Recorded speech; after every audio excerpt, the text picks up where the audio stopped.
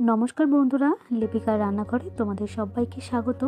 তো আজকের আমি আমার এই রান্নাঘরে কেকের একটা প্রথম রেসিপি আমি তোমাদের সাথে শেয়ার করছি। তো আমি বাড়িতে এর আগে বহুবার কেক বানিয়েছি, তাই আজকের আমি তোমাদের সাথে ভীষণ ইজি একটা চকলেট কেকের রেসিপি তোমাদের সাথে শেয়ার করতে চলে এসেছি। দারুণ দারুণ কিন্তু নরম হয় আর দারুণ টেস্টি হয়। তো রেসিপিটা বানানোর জন্য অনেক অনেক রিকোয়েস্ট রইল প্রত্যেকবারের মতো। আর আমি কিন্তু যেরকম মেজারমেন্ট দেখিয়েছি, তোমরা কিন্তু তোমাদের বাড়িতে থাকা যে কোনো কাপ দিয়ে একই মেজারমেন্টে কিন্তু এই নরম তুলতুলে কিন্তু চকলেট কেকটা অনায়াসে বানিয়ে ফেলতে পারবে। তো রেসিপিটা দেখার জন্য অনেক অনেক রিকোয়েস্ট রইল। তো দেখো, এখানে প্রথমে আমি একটা কড়াইয়ের মধ্যে 500 গ্রাম পরিমাণ লবণ দিয়ে দিয়েছি। লবণটা আমি সবসময় এইভাবে কেকের জন্য ব্যবহার করি।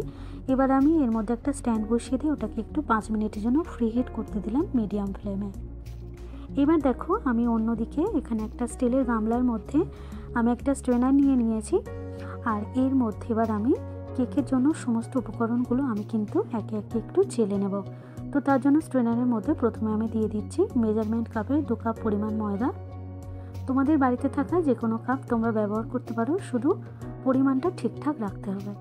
তো দেখো, 2 কাপ ময়দা নিয়ে নেওয়ার পর এর মধ্যে আমি দিয়ে দিচ্ছি 2 কাপ পরিমাণ পাউডার সুগার। আমি এখানে কিন্তু এই যে চিনিটা আমি কিন্তু মিক্সিতে একটু গুঁড়ো করে নিয়েছি শুকনো অবস্থায়। তো দেখো, আমি 2 কাপ ময়দার মধ্যে 2 কাপ গুঁড়ো চিনি দিয়ে দিলাম। তোমরা যদি মিষ্টির পরিমাণ একটু বাড়াতে চাও তাহলে কিন্তু এর মধ্যে আরও 3 থেকে 4 চামচ পাউডার সুগার কিন্তু বাড়িয়ে দিতে পারো। আর এই কোকো পাউডারটা আমি দেখো 4 চামচ মতো ব্যবহার করছি। এটা বাজার থেকে 60 টাকা দিয়ে আমি কিনে এনেছি। আমার 2 কাপ ময়দার জন্য 4 চামচ কোকো পাউডার কিন্তু যথেষ্ট। তো চলো, কোকো পাউডারটা আমার দিয়ে দেওয়া হয়ে গেছে। এবার ওই একই ব্র্যান্ডের আমি কিন্তু এখানে যে বেকিং পাউডার সেটা আমি ব্যবহার করব। তো আমি এখানে ছোট চামচের 1 চামচ মতো বেকিং পাউডার আমি দিয়ে দিলাম। আমরা বাড়িতে যেরকম নর্মাল যে এরকম ছোট চামচ ব্যবহার করি, এই চামচের 1 চামচও দিয়ে দেওয়া যেতে পারে। আর এর মধ্যে আমি এবার দিয়ে দিচ্ছি 1/2 চামচ পরিমাণ খাবার সোডার পরিমাণ মতো লবণ। লবণটা একটু স্কিপ করে গেছি দেখাতে, তো তার জন্য সরি। তো এবার আমি শুকনো অবস্থায় সমস্ত উপকরণ চেলে নেওয়ার পর এইবার আমি এর মধ্যে দিয়ে দেব অল্প অল্প করে দুধ। আর তার আগে আমি দিয়ে দিচ্ছি 1/2 কাপ পরিমাণ সাদা তেল আমি এর মধ্যে দিয়ে দিলাম। আর এবার আমি এই কাপের 1 কাপ পরিমাণ লিকুইড দুধ নিচ্ছি। দুধটা কিন্তু এখানে আমি কাঁচা ব্যবহার করছি। আর এর মধ্যে আমি 1 ছিপি পরিমাণ ভ্যানিলা এসেন্স দিয়ে দিয়েছি। তো আমি দেখাচ্ছি ভ্যানিলা এসেন্স। এই ভ্যানিলা এসেন্সটা আমি এই যে লাল ছিপির 1 ছিপি পরিমাণ আমি দিয়ে দিয়েছি। আমরা আমাদের বাড়িতে যে টেবিল চামচ থাকে সেই চামচের 1 চামচও দিয়ে দিতে পারি। তো দেখো, দুধের মধ্যে ওটা আমি গুলে নিয়েছিলাম। প্রথম 1 কাপ দুধ আমি পুরোটা দিয়ে একটু গুলে নেওয়ার পর এবার আমি এর মধ্যে আরও 1/2 কাপ পরিমাণ দুধ দিয়ে দিলাম। তো আমি কিন্তু মোট এখানে 1.5 কাপ পরিমাণ দুধ দিয়েছি, লিকুইড দুধ। তো ব্যাস 1.5 কাপেই কিন্তু এখানে ব্যাটারটা পুরোপুরি রেডি হয়ে গেছে। আর আমি এখানে ব্যাটারটা একটু পাতলা রেখেছি এই জন্য যে কেকটা কিন্তু অসম্ভব নরম হয় আর দারুণ টেস্ট হয় কিন্তু সেই জন্য। তো আমার এখানে দেখো ব্যাটারটা একদম রেডি হয়ে গেছে। আর এখানে দেখো আমার কেক টিন নেই বলে আমি একটা অ্যালুমিনিয়ামের এরকম একটা বাটি নিয়ে নিয়েছি। আর এর মধ্যে একটু বাটার পেপার গোল করে কেটে লাগিয়ে দিয়েছি।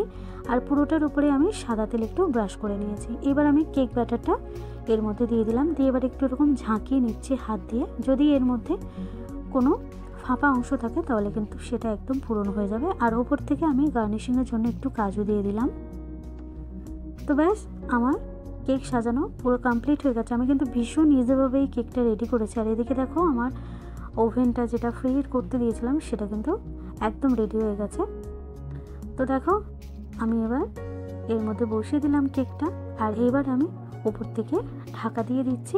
আর এই যে ছোট ছিদ্র অংশটা রয়েছে এখানে আমি একটা ছোট্ট একটা লবঙ্গ দিয়ে দিচ্ছি। তারপরে এটাকে আমি প্রথম একদম লো ফ্লেমে এটাকে 45 মিনিট মতো আমি রান্না হতে দেব কেকটাকে। আর তারপরে আমি বাকি 20 মিনিট 1 ঘন্টা 5 মিনিট আমি কিন্তু কেকটা টোটাল রান্না করেছি। তো বাকি 15 মিনিট আমি হাই ফ্লেমে কিন্তু কেকটা পুরো রেডি করে নেব। তো দেখো, পুরো 1 ঘন্টা 5 মিনিট পর দেখো কেকটা কিন্তু আমার সম্পূর্ণ রেডি হয়ে গেছে। আর তোমাদের সময় কম অথবা বেশি লাগতে পারে, মাঝখানে একবার দুবার একটু চেক করে নিও প্লিজ।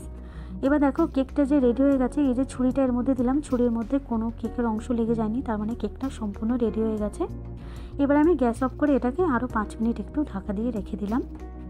5 মিনিট পরে দেখো ঢাকা খুলে নিলাম। এবার আমি এটাকে একটু সাবধানে নামিয়ে নিচ্ছি। আর বাটিটা ঠান্ডা হওয়া পর্যন্ত একটু অপেক্ষা করতে হবে অবশ্যই। বাটিটা কিন্তু এখন ভীষণ গরম হয়ে আছে।